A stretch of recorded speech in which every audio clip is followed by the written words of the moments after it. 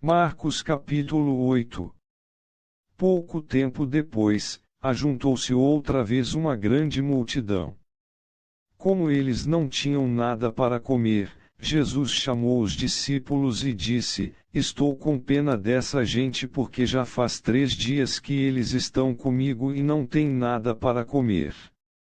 Se eu os mandar para casa com fome, eles vão cair de fraqueza pelo caminho, pois alguns vieram de longe. Os discípulos perguntarão: Como vamos encontrar, neste lugar deserto, comida que dê para toda essa gente? Quantos pães vocês têm? Perguntou Jesus. 7. Responderam eles. Aí Jesus mandou o povo sentar-se no chão. Depois pegou os 7 pães e deu graças a Deus. Então os partiu e os entregou aos discípulos, e eles os distribuíram ao povo. Eles tinham também alguns peixinhos. Jesus deu graças a Deus por eles e mandou que os discípulos os distribuíssem. Todos comeram e ficaram satisfeitos, e os discípulos ainda encheram 7 cestos com os pedaços que sobraram. As pessoas que comeram eram mais ou menos 4.000. Jesus mandou o povo embora, e, logo depois, subiu no barco com os seus discípulos, e foi para a região de Dalmanuta. Alguns fariseus chegaram e começaram a falar com Jesus. Eles queriam conseguir alguma prova contra ele e por isso pediram que ele fizesse um milagre para mostrar que o seu poder vinha mesmo de Deus. Jesus deu um grande suspiro e disse: Porque as pessoas de hoje pedem um milagre. Eu afirmo a vocês que isto é verdade, nenhum milagre será feito para estas pessoas.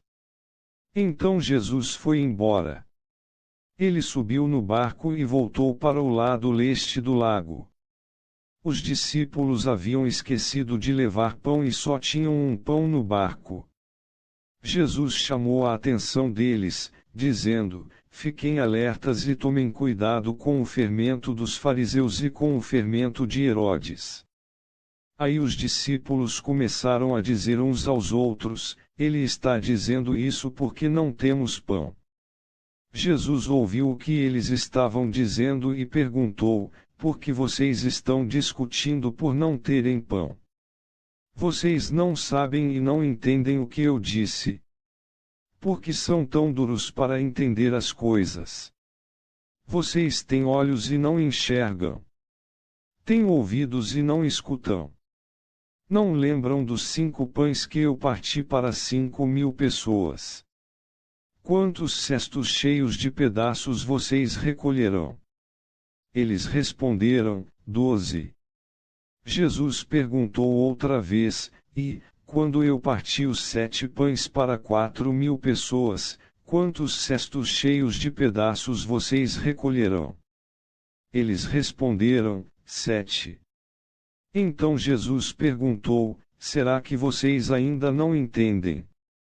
Depois Jesus e os discípulos chegaram ao povoado de Betsaida. Algumas pessoas trouxeram um cego e pediram a Jesus que tocasse nele.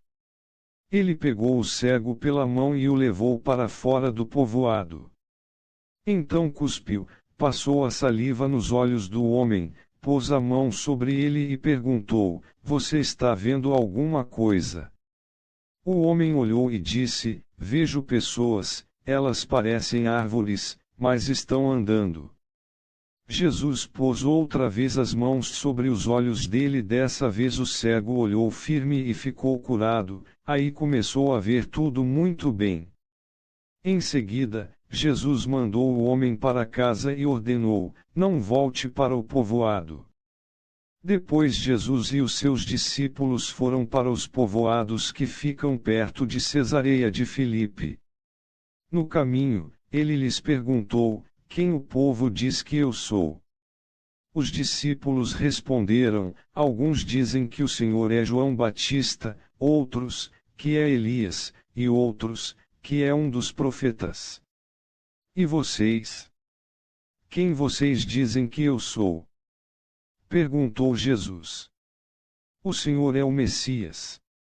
Respondeu Pedro. Então Jesus proibiu os discípulos de contarem isso a qualquer pessoa.